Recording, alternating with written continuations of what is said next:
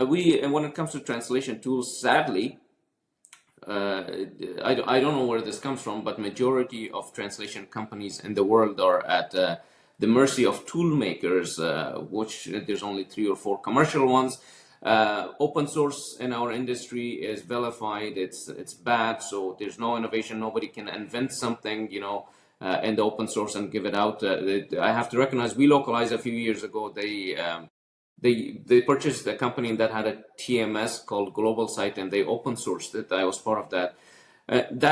If we were to create something like that and make that code available to others and enable others to do business better, and that brings in the standardized practices, because most of those people are vendors of larger organizations. Larger organizations, like, they prefer to build walls around themselves as much as possible. And those walls sadly create fragmentation and divisions and so forth. And so in our industry, everything is driven from the outside. Everything is driven by greed. We are responsive. We are not innovative. We don't look into the future. We look into today.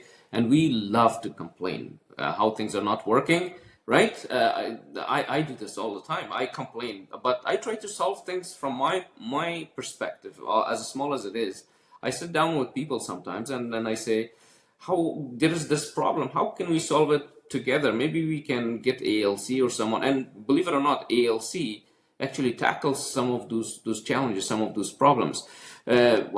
Speaking of regional associations and representations, there were times when hundreds of thousands of dollars are spent on something that's a replica of something else, but just because they want to associate it with their region or with their country or association, they are taking membership money that should go towards innovation and wasting it.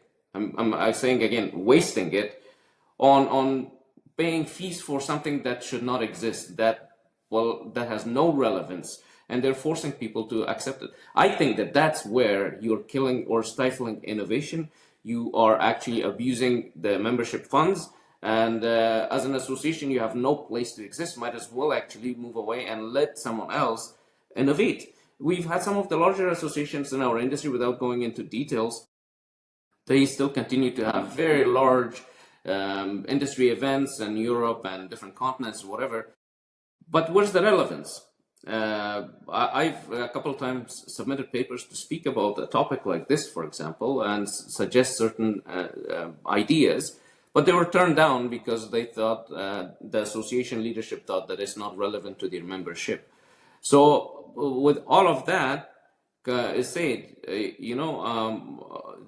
I think this industry is at the right place to be right now. Why? Because we will see shedding of a lot of people or organizations, sadly, that do not wish to innovate, that do not wish to go into the future, who wish to bring back and that nostalgia of how they did, translation over certain tools and so forth.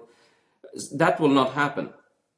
If my message for the translation community, which is at the heart of this entire ecosystem, right? Our translators basically power our industry.